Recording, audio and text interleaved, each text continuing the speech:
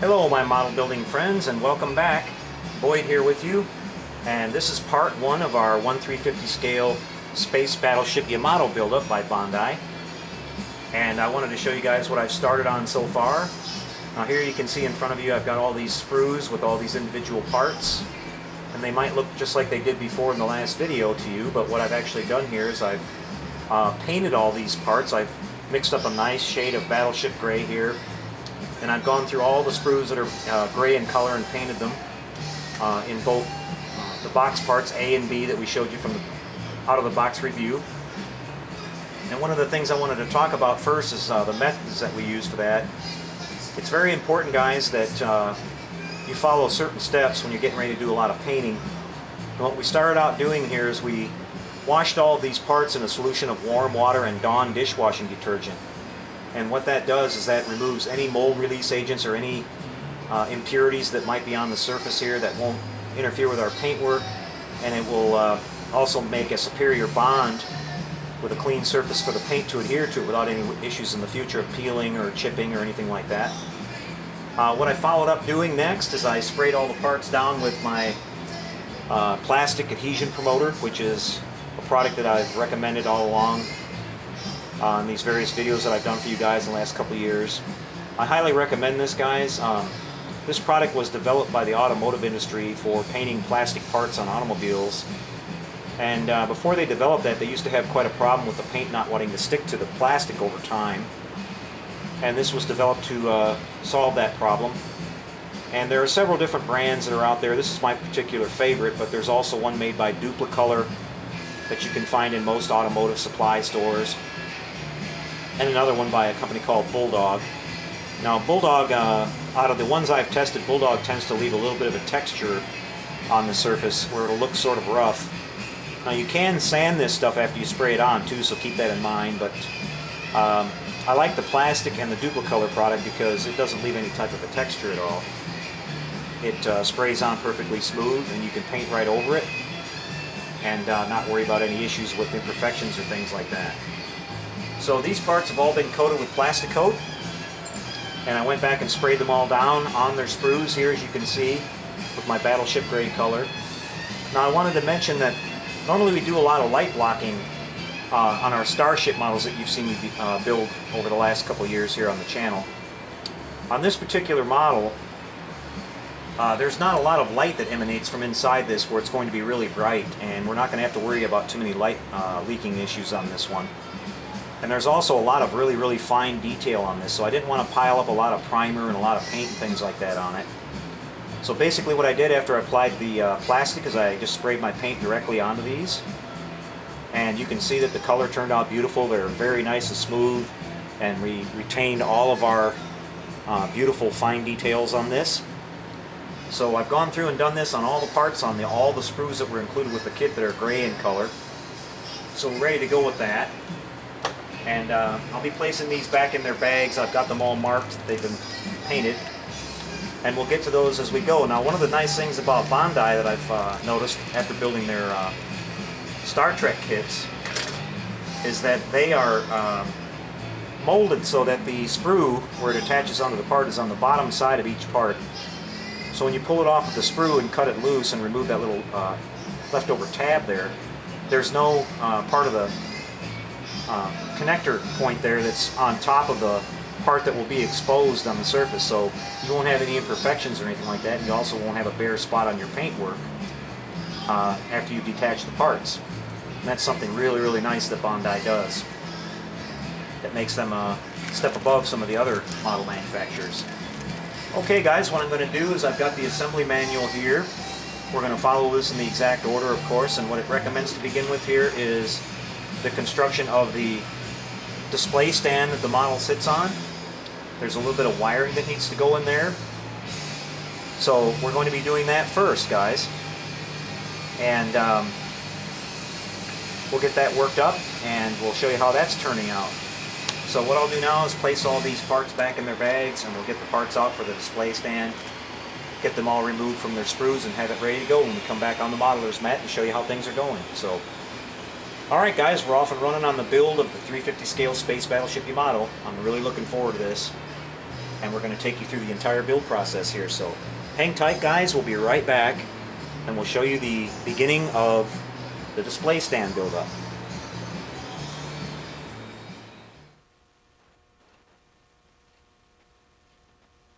Okay, everybody, well, I'm back after a couple of hours worth of work here putting together the base, and I'm happy to say that everything turned out really great on this one, guys. If you remember from my out-of-the-box review, I showed you the parts earlier for this one, and everything was molded in black plastic. Well, that might be good enough in a lot of cases, but what I decided to do is take this up to another level. And so what I did is I sanded all the parts down with some 1000 grit sandpaper, because even though they were black, you could see that there were some swirl marks and some molding imperfections and things like that in the mold that I just didn't like and didn't think looked good enough. So I sanded it down with 1000. Of course, I washed all the parts in warm water and detergent like I talked about on the earlier parts to make sure we had everything nice and clean. And then I sprayed a coat of plastic on top of that to make sure we had a good bond. And then I sprayed everything down with a nice coat of satin black. And I top coated it all with a nice coat of satin clear, and it turned out just absolutely beautiful here, guys. You can see the whole thing's been put together, and I'll explain with the instruction sheet how all that went. Here you can see we've got our nice decals that have been mounted on the front. Those are actually some nice, really thin pieces of aluminum with some adhesive on the back, so they give that nice brushed aluminum look, which looks really nice. I believe the one on the top there says 1/350 scale Space Battleship Yamato. The one on the bottom here, you got me. I have no idea, but it looks cool. And if I could read Japanese, I could tell you. But here, everything you can see has been put together. We have the nice pads on the top where the Tiger Squadron miniature aircraft will be mounted. Now, my friend Jerry, HDA Model Works, says he's going to help me out and make some decals for those since they're really, really tiny and hard to paint. And I want them to look really nice and clean, so all I'll have to do is paint the bodies on those, the basic color, and then all the markings will be done with decals, and of course we'll seal those all up really nice and everything so they look really good, and they'll look nice and sharp and clean, so that'll turn out really cool. Here you can see we have the brackets for the pedestals attached and everything. The base has several parts to it, and I'll show you the assembly instructions here in just a second. Now here what we have is the main brain module of the electronics to the model, and as you can see there are different sockets where different wiring harnesses plug in. Now each one of them is different, so you really can't mess that up, guys. Only one will plug into a certain spot, and this has a socket type connector located on the bottom here, and this basically plugs in right on the top in place just like that, and everything is built off this and around this. And so that worked out really good. I love how it's all modular like that, and it comes off and on there really easily. As we go forward with the build here, you'll see that there are other things that tie in with this, and we'll get into that in a little bit. I'll turn this around for you and show you the back side now, and tell you what we've got going on here. Here at the bottom you can see we've got the audio output jack, which allows you to connect the model to a outside audio source to boost the sound output levels on it. So you can boom the sounds of the wave gun and the guns firing and the star drive effect and all that. And here you can see we have the on-off switch and the main battery compartment, which holds 3 C-cell batteries.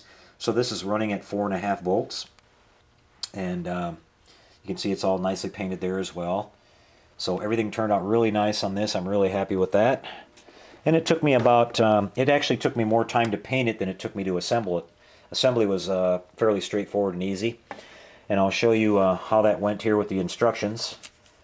You can see that what we start off with here is we have different wiring harnesses.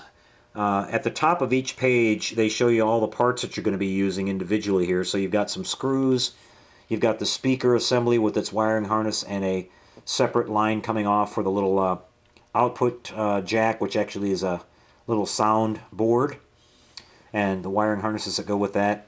Here you can see we've got the on and off switch with a little capacitor that's been mounted onto that. We've got the ground strap, and we've got the individual battery clips here. And so that's what you're going to need to do this first part of the assembly. Now, to figure out the wiring of this, you can see that what they've done here really conveniently, since you can't identify these wire colors because you don't have, unless you can read Japanese. They've identified these with notches. So you can see you've got one that's a little bit farther up here, one that's farther down, and so on, until finally at the bottom here, the one located all the way almost at the bottom. And they show you exactly where these go in, up in this little part right here. And you can't get that wrong because they'll only go in one way. And as you can see, once it's assembled here, they've got an overhead view of it. If you notice this last peg, which should be farthest to the outside towards the front on the left side of the stand, you've got this particular shape here, and we've got that built up corresponding to that, so you can't get that wrong either.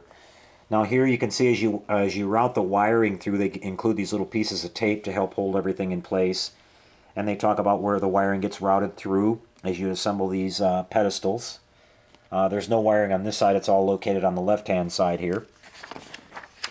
And we get further into the build. You can see that what we have here is the wiring coming out of that pedestal and going to the inside of the base on the far left hand side and gets routed across. You install your power switch right at the left here, and they give you a nice close-up picture of this so you can tell, since the switch itself is not marked which is off and on, you can see that the on side is where the capacitor has been mounted here, so you can't get that in there backwards. And there's a bracket that slides into, and then that gets mounted in place inside here with a screw, which is nice. It's not just a cheap piece of plastic holding it in there. Same thing with all the battery clips that go in. They're all held in place individually with a screw for each one. And they show you some up-close shots of how that all goes here and how it should look when it's assembled.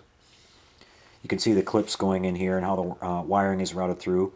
Once you've got that all done, you can see that there's some pieces of tape that hold the wiring harness in place again. And then up here we've got the speaker going in with 4 screws that mount that. And then over here we've got the sound output jack with a little cover that goes over that, and it's held in place with a screw again so it can't come out. So very quality and very precise way that they've done this model. So it's going to be very sturdy and meant to last. And you can see all the clips mounted in place here with the springs and everything. Then at the back you see that there are 2 screws that go in through the battery compartment itself to hold the 2 halves together. Now, one of the important things to remember is that before you put the top down on this and install the side bulkhead, which actually kind of half cover up the top, there are 2 nuts that go in from the back side here, and what those are for is those are for the screws that hold on the battery compartment lid. And so if you forget to put those in, you're going to have to go back and do that. So remember to put those in before you put the lid down. Very important step there. And here we have the rest of the bulkheads going together for the pedestals and the final assembly of the base. This half of the pedestal is also held together with screws, so everything's very, very sturdy. You've got these different notches on here where the pedestal can be located, and it has a sort of a tilting action that you can do with this thing. I'm not sure, I haven't quite figured that out yet as far as how that's going to work. But I think you can maybe mount the model at a certain level where it's like angled up or something like that, or maybe it moves or something. We'll get into that a little bit farther down the line. But here you can see that we have the batteries going in, which I mentioned this takes some C batteries. It takes 3 of them, so the model runs at 4.5 volts. And we've got the final battery compartment cover going on here, and the screws that hold it in place. And then the on and off switch and where that's located. And they show that little module plugging in at the top that I just showed you a second ago. Now here, getting into the next part of the assembly, they show you all the parts you're going to need, like they do on every page. When you get to a next big assembly, you've got the remote, you've got some of your lighting harnesses with your LEDs and some other harnesses that connect to the different servo assemblies. And what they're having you do here is you're going to assemble everything for the electronics part of this, and they want you to test everything before you start doing any assembly, which is really smart because you don't want to get the whole ship put together and find out half your stuff doesn't work, obviously. So here they've got you going through all of that, connecting everything up, setting up the remote with the batteries, and basically testing everything is what this is amounts to here. And then you've got some information about plugging in the different jacks and how everything should operate. And then they give you some important information here about when you go to take this back apart, that there's a special method that you use to remove the jacks since they lock in place and which is a nice feature so they don't come undone inside the model or something like that. Here you have the electronic eye, which picks up the signal from the remote. And this actually is the second part of the module that sits on the top part of this. I believe part of it's for the anchor chain assembly and things like that, the motorized anchor chains. And here's some detail that goes onto the remote to give it some extra detail. And when you get to the next part of the instructions here, you start getting into the assembly of the hull itself, which you can see you start off laying down the keel here and attaching some of the bottom. You've got the main hatch on the bottom that opens up. And we'll get into a little bit of that, and we'll save some of that for the next update on this, guys, because I've still got to go back. I've got all the gray parts painted, but I need to go back and paint all the red parts of the model that we showed you.